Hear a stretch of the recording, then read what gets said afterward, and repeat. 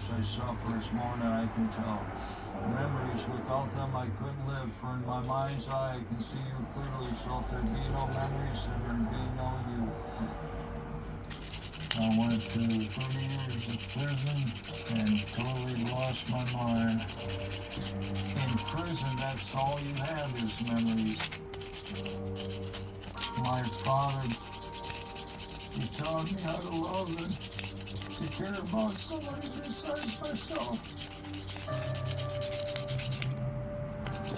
They say he's supposed to have another chance in court, but they couldn't pay him enough for 60 years of heartache, his parents dying, his wife dying, his kids something. They couldn't give him enough.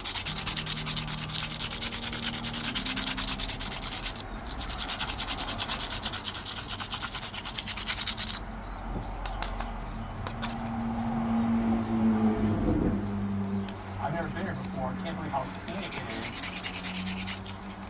Now that I see this, the story that is set forth in the confession makes zero sense. How high it is, all the struggle to get the bodies up here, which how long is that going to take you? And risk having somebody else walk into the canyon, that to me is the bigger risk.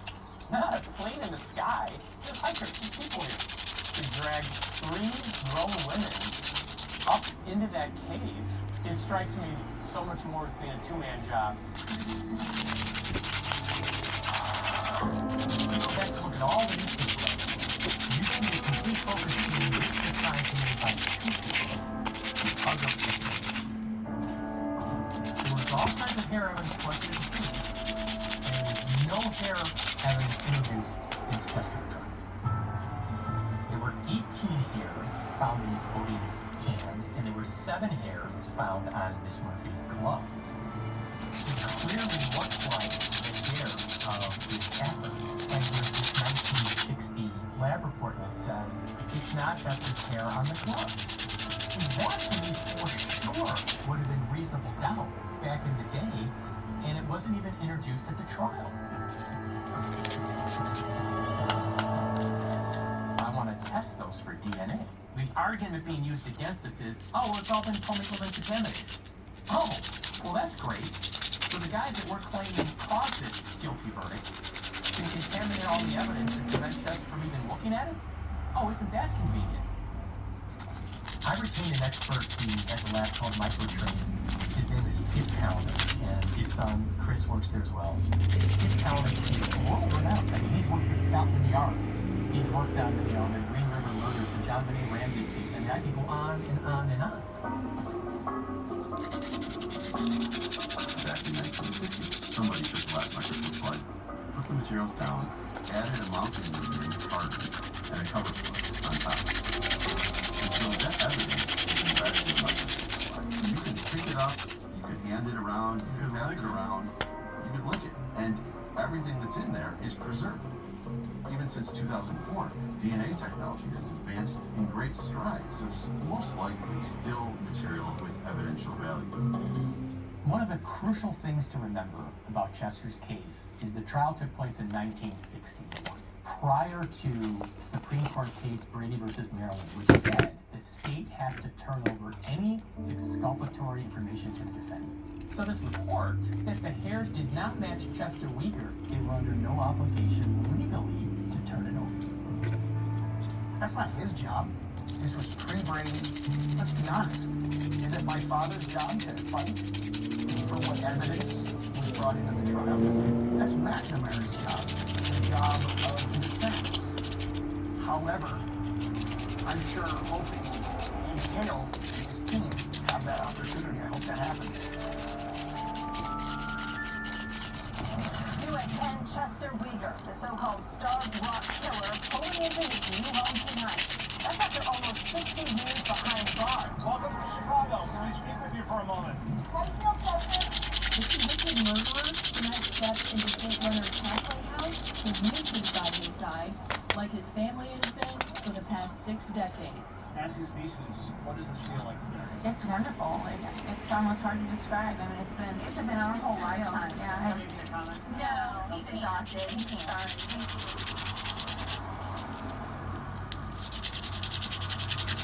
I'm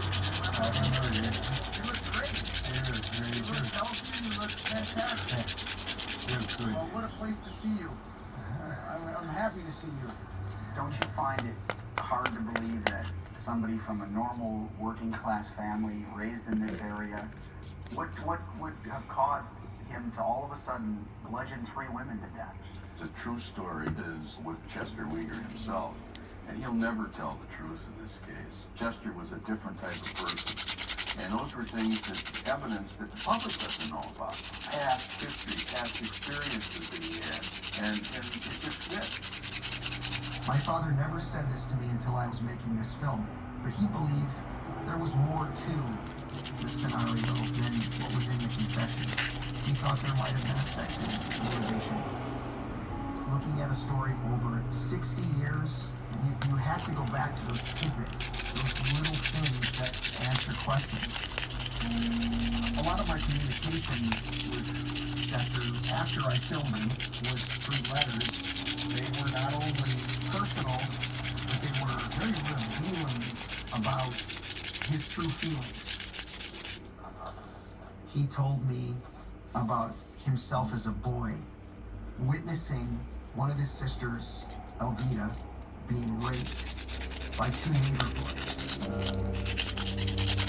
At 8 years old, I went to the boys to rape my sister. Unfortunately, wife. He attacked my dad's chicken house. Yes, I was mistreated by one of my neighbor boys. And I could not explain to my folks because I did not want Chester to be blamed for something, you know. It was my job to protect my sister. What happened when I got older, I don't know what I would have done. I would try to kill him. I know it. I wouldn't have to. That started the string of several letters that got a little darker, a little stranger. For